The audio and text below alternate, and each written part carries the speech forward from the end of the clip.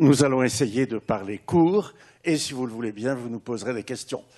Première chose déjà, nous ne sommes pas du tout des victimes dont on parle tout le temps, partout, etc. Ça n'a aucun intérêt.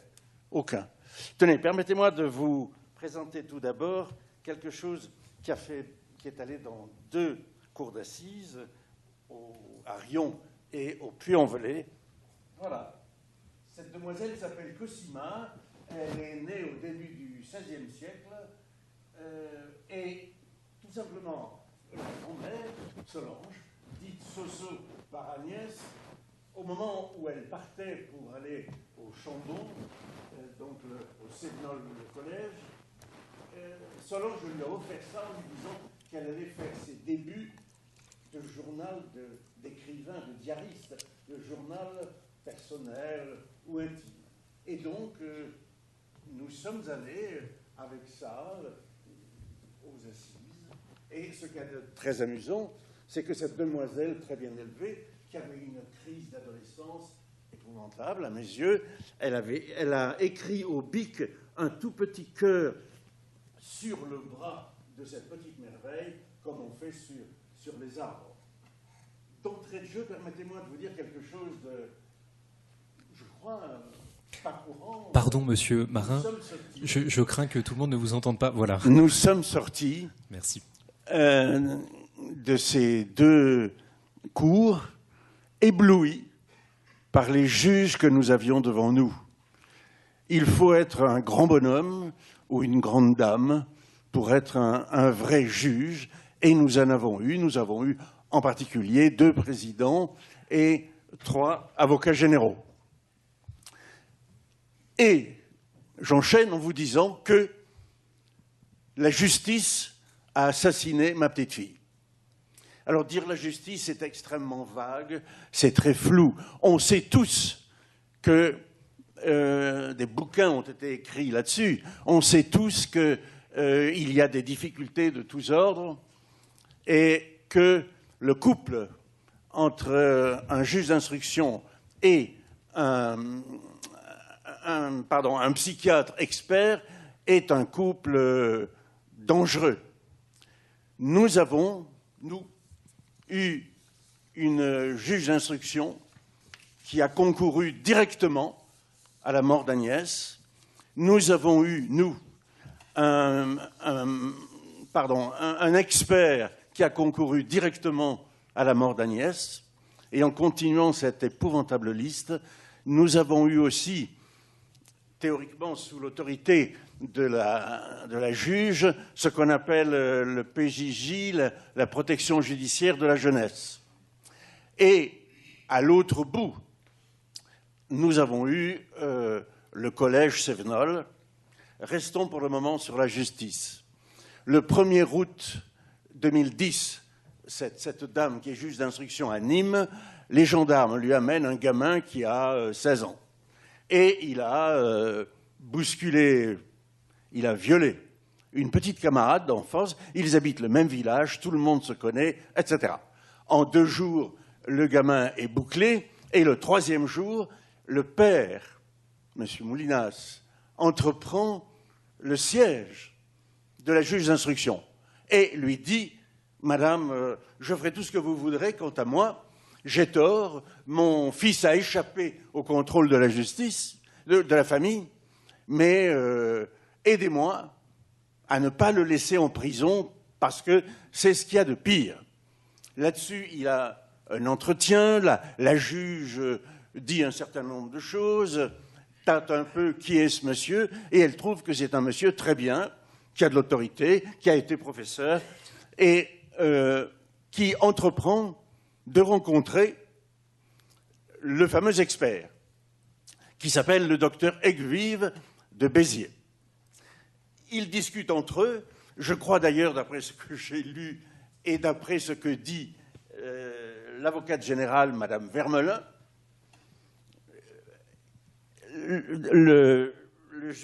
comment dirais-je, le médecin n'avait pas à voir le père avant d'avoir vu le fils qui était en prison. Il y a effectivement toute une série d'erreurs, de fautes. Je n'aime pas dire dysfonctionnement parce que, à mes yeux, dysfonctionnement, c'est un mot passe-partout que tout le monde emploie et qui évoque une erreur. Non, ça va beaucoup plus vite que ça. Et dans notre affaire, les choses sont allées très vite. Effectivement, le père lui dit, écoutez, j'ai été professeur, je peux trouver tout autour de Nîmes, pas dans le Gard bien sûr, mais je peux trouver un établissement qui le prenne mon fils comme pensionnaire et un enseignement, il devait aller en seconde, je crois. Bon, eh bien, il se met en chasse. Et la juge lui dit, bah, écoutez, je le mettrai en contrôle judiciaire dès que vous aurez un établissement qui s'engagera à le prendre.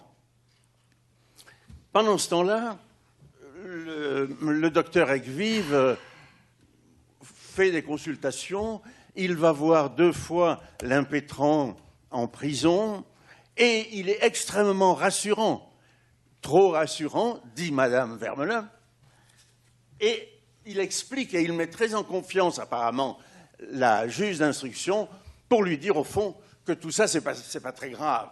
Le père d'ailleurs, mais lui c'est son rôle de père, a abondamment dit que bon il fallait pas certes, mais enfin c'était des jeunes gens, des adolescents, la garrigue il fait très chaud, surtout au mois d'août. Bon, et je suppose que la juge d'instruction est troublée. Je ne sais pas où il existe cette règle. La règle, c'est la liberté, et l'exception, c'est la prison. Bon, très bien. Et puis, ce qu'il y a de bien, c'est que la juge d'instruction téléphone à l'expert, M. Ecvive, ce qui, paraît-il, ne doit pas se faire, et ils se mettent d'accord sur « on va arranger ça rapidement ». Puis, vous savez, il y a un mot qui vient tout le temps, il n'y a pas de risque. La dame, elle est indépendante, elle n'est pas contrôlable, on ne peut rien lui demander, donc il n'y a pas de risque. Et elle lui dit, bah, écoutez, quand même pour la forme, comme ça doit être fait, faites-moi un rapport. Comme vous savez, il est obligatoire qu'un juge choisisse tout de suite un expert. Vous savez aussi qu'il y a des abus, qu'il y a des experts qui n'y connaissent pas grand-chose, qu'il y a des experts qui profitent un peu du système. Monsieur Ecvive, d'ailleurs, est un profiteur du système. C'est un homme parfaitement de mauvais aloi, mais je suis jugé parti, comme on dit. Au bout de quelque temps, Madame Simitian, juge d'instruction, décide de remettre en liberté son garçon. À ce moment-là, le père a trouvé un établissement dans des conditions pour lesquelles Madame l'avocat général dit qu'elle aurait dû s'informer et que le procureur aurait dû s'informer aussi, car 17 établissements répondent non au vu du dossier judiciaire. Et le 18e répond oui. Personne ne s'en préoccupe, sauf le père qui se précipite, qui récupère son garçon, et son garçon devient pensionnaire au Chambon, 1000 mètres au-dessus de Saint-Étienne. Apparemment, tout va bien. Bon, allons, bon, d'accord. Il l'a violée, mais de toute façon, il ne l'a pas tellement bousculé que ça. Il y a un couteau. Il a pris un couteau de cuisine chez maman, dans la cuisine. Il y a un godemiché. Alors ça, il l'a pris à papa, parce qu'il n'était pas très sûr de lui. Il a aussi prévu une ficelle attachée à un arbre à laquelle il a traîné la gamine. Ah puis, ils sont organisés. Comme la gamine, évidemment, est en mauvais état, il y a du sang partout, il lui dit qu'il faut qu'elle se mette à 4 pattes pour arranger les choses. Je vous en passe quand même, hein, c'est pas la peine que je vous raconte ça, vous connaissez. Et à un moment donné, la mère appelle sa fille sur le portable, le gamin reconnaît la voix de la mère, et la jeune fille, qu'on appelle Julie, a une maîtrise d'elle-même absolument remarquable. Elle lui dit, écoute, laisse-moi partir, détache-moi, je vais voir maman parce que sinon elle va me chercher, et je reviendrai, on recommencera. C'est une maîtrise extraordinaire, parce qu'il a quand même un couteau à la main. Et puis, bon. Donc, la gamine s'en va, et l'après-midi, elle va avec maman et un voisin chez les gendarmes. Alors, quand, théoriquement, la PJJ, donc la protection judiciaire à la jeunesse, en principe, doit protéger l'individu vis-à-vis de lui-même, et vis-à-vis également protéger les gens qui sont autour. Et de la même façon, la PJJ doit soigner. Alors rapidement, permettez-moi quand même de vous le dire, parce que ça ne s'invente pas. Nous voyons passer, nous c'est la famille Marin, nous sommes 4, il y a également notre fils Frédéric et la maman Paola. Nous voyons sur la scène 4 individus, hommes et femmes, qui appartiennent à la PJJ, plus leur chef. Leur chef, lui, il est reconnu d'ailleurs qu'il fréquente les cabinets ministériels. Bon. La première personne qui arrive pour la PJJ, c'est une jeune femme qui est étrangère, ça s'entend. Au bout de 5 minutes, le président, qui est un homme jeune, séduisant, très aimable, qui sait très bien ce qu'il fait, sans jamais oser lever le ton, lui dit « Madame, permettez-moi de vous faire observer, vous avez du mal à comprendre mes questions. » Et la dame lui dit « Oui, je crois lituanienne. » « Ah, comment faites-vous alors quand vous travaillez ?» Réponse « Comme je peux. » Le deuxième personnage, c'est un garçon qui est, paraît-il, infirmier en psychiatrie. Bon, apparemment, il est allé 3-4 fois voir le Mathieu dans son lycée à ce moment-là, n'est-ce pas? Troisième personnage, c'est le plus intéressant à mes yeux, parce que c'est le seul qui a travaillé convenablement. C'est une femme, elle est psychologue.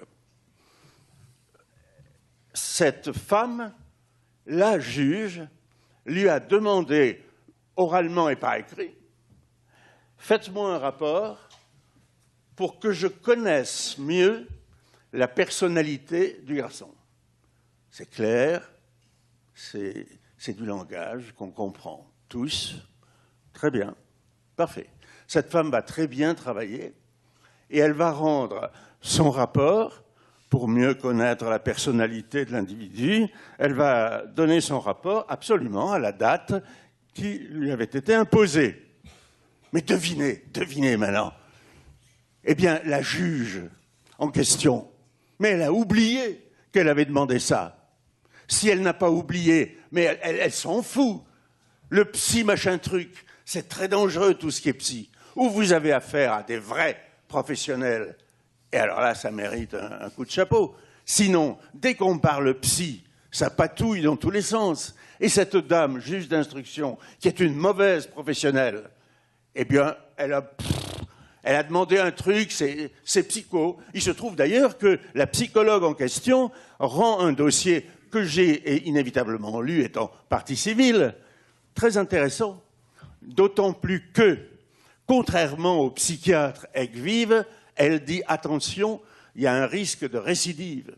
Elle, j'allais dire modeste psychologue, car M. Egvive, lui, a fourni un rapport aussi 15 jours après que l'individu ait été remis en liberté.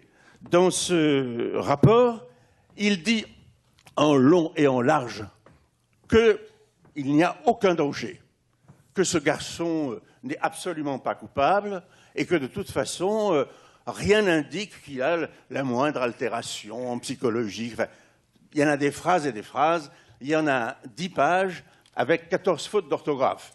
Les 14 fautes d'orthographe, ça n'a aucune importance. C'est du copier-coller, comme on dit, mais en ayant mauvais esprit un tout petit peu, ça veut dire quoi? Ça veut dire que, entre autres choses, le docteur Egvive se fichait comme d'une guigne de la juge qu'il avait en face de lui. Sinon, on ne fournit pas un document comme ça.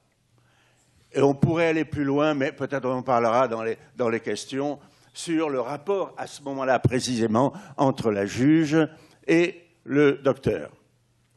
Alors, dans mes gens qui défilent pour la PJJ, il y a le 4e qui arrive. C'est un homme. Ah, très bien. Il se présente, M. Duchemol, psychothérapeute. Notre président, toujours aussi fin, lui dit « Ah bon, c'est intéressant hein ». Ils se mettent à dialoguer et au bout d'une vingtaine de minutes, sans avoir élevé la voix, le président conduit son psychothérapeute à avouer qu'il n'est pas psychothérapeute. Et ce qui est merveilleux, c'est que vous ne devinerez jamais ce qu'il est. Il dit « Ben non, je ne suis rien ». Et vous savez, rencontrer des gens qui vous disent « je ne suis rien », c'est rare, hein. Il avait dans sa vie, bon, après tout, Dieu jugera les siens, n'est-ce pas? Et le président manifeste à peine une très légère surprise. C'est un sacré métier, parce que vous savez, il faut rester calme quand on est président, apparemment. Il lui dit, mais alors, quand vous allez voir votre individu qui est au collège, vous dites quoi? Oh ben, il dit, bon, on parle de ses devoirs, de sa petite amie, de... Bon. Et la 5e, c'est la plus belle. C'est une femme. Bon, c'est un hasard. Arrive la 5e. Et la 5e dit, ben voilà, moi, je suis éducatrice. Toujours à la PJJ, dirigée par un certain monsieur Angelini. Ben, il était dirigé quelque temps avant. Il n'est plus chef maintenant. Donc, je suis éducatrice. Très bien, dit le président. Alors, vous êtes allé... que deviez-vous faire? Ah ben, je devais y aller le 1er mois pour installer le gamin, pour m'assurer qu'il y avait la chambre qu'il fallait, il y avait tout ce qu'il fallait pour qu'il travaille. Je n'ai pas pu y aller le 1er mois, j'y suis le 3e. Aucune importance. Ensuite, dit le président, eh bien voilà, je suis allé au collège au Chambon-sur-Lignon, mais quand je suis arrivé, le directeur, je n'ai pas pu le voir parce qu'il organisait un carnaval avec les élèves et il m'a fait dire qu'il ne pouvait pas me voir. Le sous-directeur non plus, parce que le sous-directeur et le directeur ne se parlaient pas, donc on ne pouvait pas avoir le sous-directeur. Et évidemment, l'éducatrice n'a pas pu voir le gamin. Et le président, tout ça se fait sur un espace de temps de 11 mois. Le président lui dit, bon, madame, et alors, à ce moment-là, vous y retournez quand? Réponse que vous avez devinée. Ah ben, j'y retourne pas. Mais par contre, la deuxième de réponse, vous ne la trouverez jamais. Le président lui dit toujours aussi aimablement, enfin aimablement calme en tout cas, lui dit, oui, alors, pourquoi n'y êtes-vous pas allé? Réponse, c'était loin. Vous voyez, ça ne s'invente pas. C'est extraordinaire. La PJJ, qui théoriquement doit prendre en main les enfants qui ont besoin d'aide, et M. Angelini, en sortant, quand ils sont sortis de scène, s'est tourné vers le président et lui a dit très légèrement, en bombant les pectoraux, mais vous savez, Monsieur le Président, à la fin de toute cette affaire, mon ministère de tutelle n'a jamais décidé une inspection administrative. C'est tout juste s'il n'allait pas demander la Légion d'honneur. Alors, on va peut-être passer à, si vous le permettez, à Solange, qui est la grand-mère. C'est toute une histoire. Un jour, un chroniqueur judiciaire, 1 mois, 2 mois après le drame, donc le drame a eu lieu en novembre, le 16 novembre 2011, il a inventé les grands-parents. Ça a été pris par d'autres journalistes derrière. Si vous en voulez qu'un, c'est trop tard, vous avez les 2 pour le même prix. Et là, comme vous avez des grands-parents, vous voyez cette merveilleuse Cosima. C'est merveilleux parce que quand Solange lui a donné ça juste avant de partir en pension, elle a écrit, Agnès, de sa main, ce carnet appartient à Solange Marin et Agnès Marin. Et ça dit toute la finesse des rapports qui peuvent exister entre une grand-mère et sa petite-fille. La grand-mère, inutile de le dire, est très différente du grand-père, c'est pour ça qu'on est mariés depuis quelques années.